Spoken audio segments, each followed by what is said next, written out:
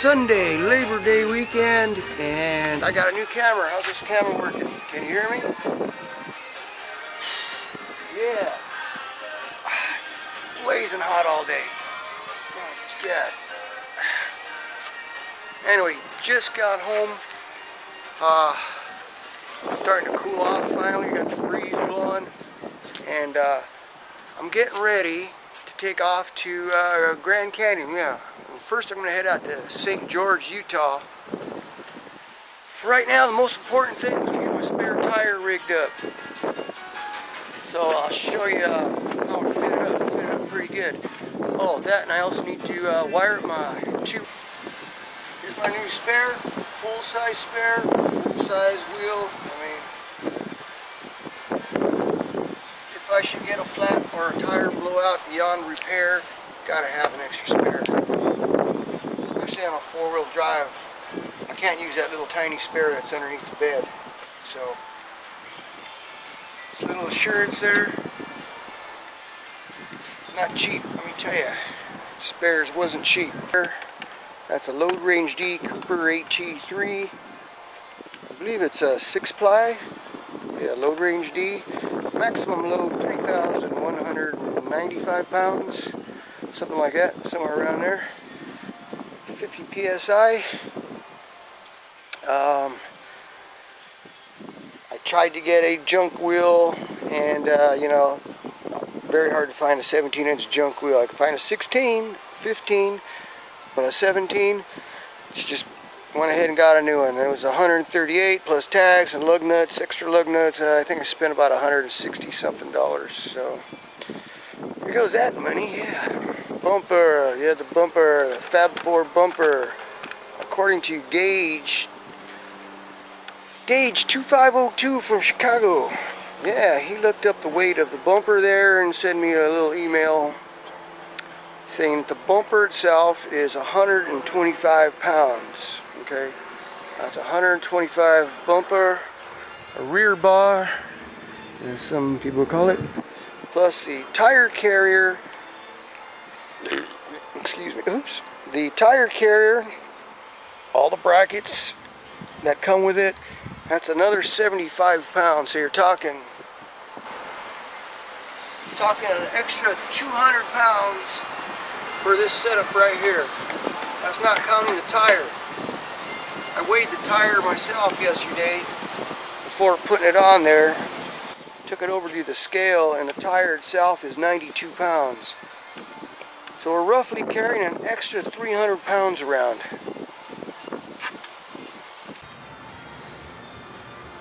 Now Fab Fours included these wheel studs to mount the wheel onto their bracket. Unfortunately, these were the wrong thread. Yeah, these were not the Toyota thread. I think these are standard 1/2 inch. So I had to toss those. Then I had to go around and look for some wheel studs like this for a Toyota, which I think they're M12 1.5 thread, and nobody had them, or they didn't have them to fit. Yeah. I go around AutoZone and Pep Boys and O'Reilly's, and nobody had what I needed for these. Next best thing was just to buy some regular bolts. So we just bought some regular metric bolts. M12 by 1.5 thread, I believe 30 millimeters long, you know, lengthwise. And I just tack welded them on there. It's a done deal. Screwing around with these things, you know. This bracket here takes 5 bolts to bolt it on there. And then that bracket bolts to this bracket, and that's another 8 bolts. So I think I got plenty of bolts on there. I don't think it's going to fall off. But after a rough trip, I'll be sure to check everything.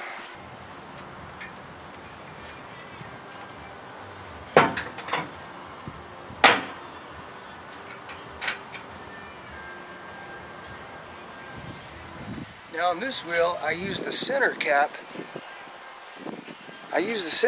on there just to cover the lug nuts. because it's just basically lug nuts holding it on.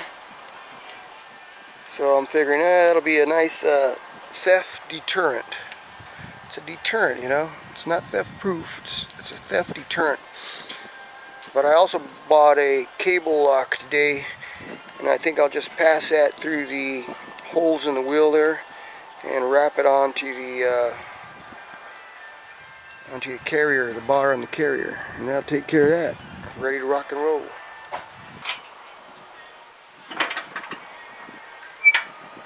So this will be theft deterrent number 2.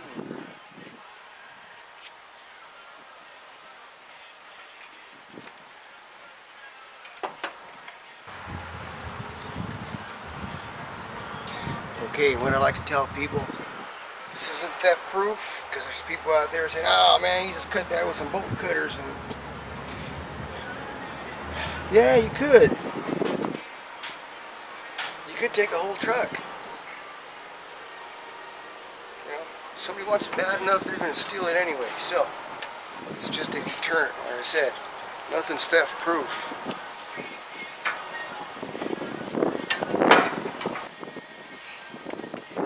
That don't look too bad, does it?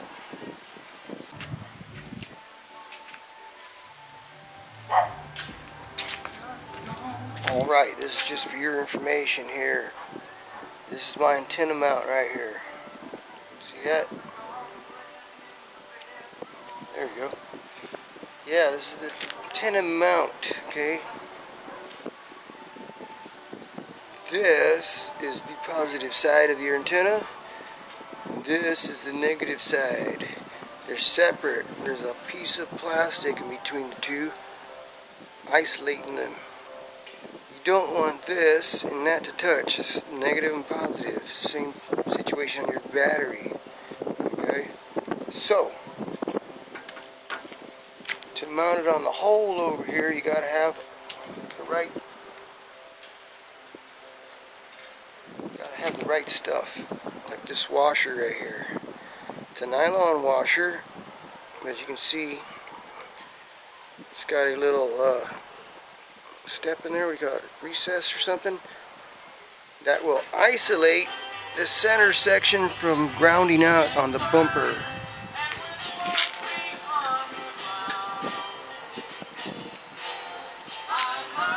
I've seen guys put the antennas on and they don't use this little washer, and then wonder why their radio don't work, or wonder why their radio burned out. You'll burn your radio out if you have a short between the two. It's number 1. Jose, yeah.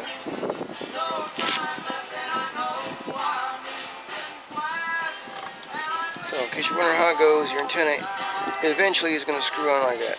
Okay? This bottom piece has to ground onto something. This is called a ground plane antenna. It has to ground onto something metal. Let me lower this. Yeah, Jose from Full Size Broncos put his antenna on, and he didn't have the washer for this thing, and wondered why his brand new Cobra radio wasn't working right. So, that's number 1. Number 2 is this bottom piece. The negative side has to be grounded onto something metal.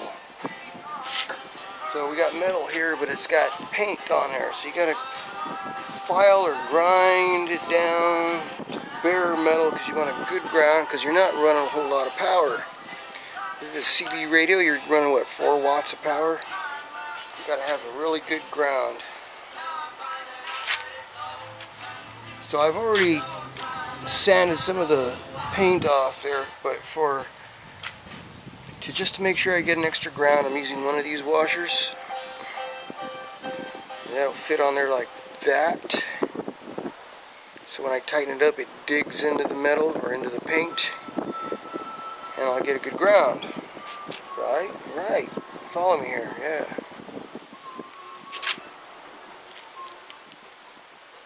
This goes on the top. This is going to go on the bottom.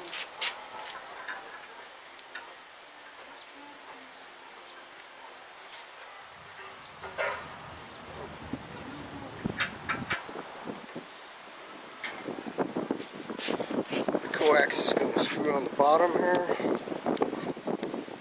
I'm going to do that now because it's a tight fit. I tried it already. Only because it's so long, it's not fitting up.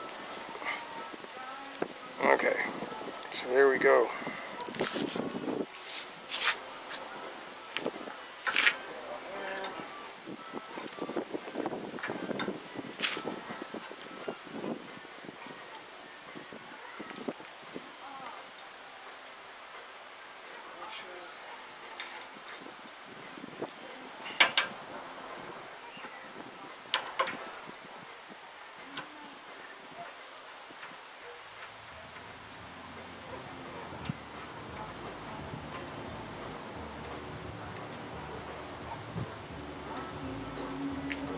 There you have it. Yeah, I just gotta tighten it up real good.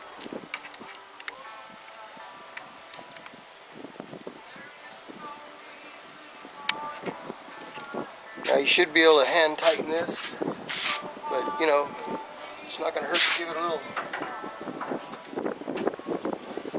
extra turn because you want it tight. You want a good connection on there. You don't want it coming loose.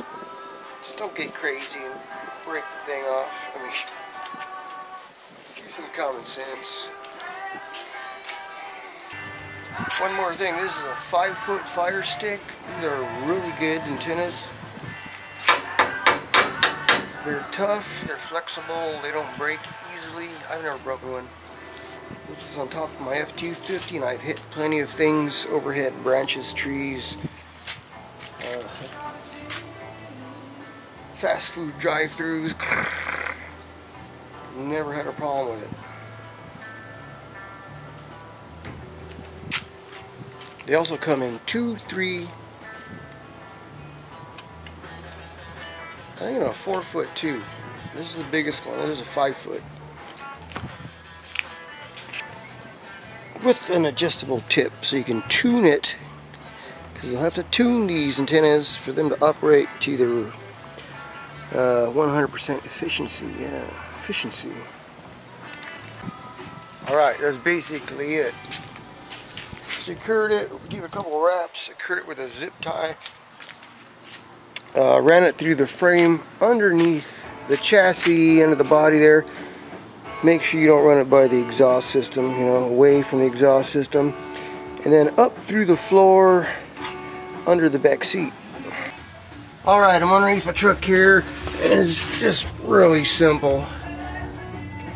There it is, right there, the black dealie. Yeah, comes up. You'll find these rubber plugs underneath the floorboard. Actually, this underneath the seat. Pop it out. Cut a slot in it to pass the cable through so you can get that big connector through. And pop it back in place. And you're inside the cab. After that, do whatever you want with it. It's in the cab now. That's all I care about right now. It's getting late. I got other things to do.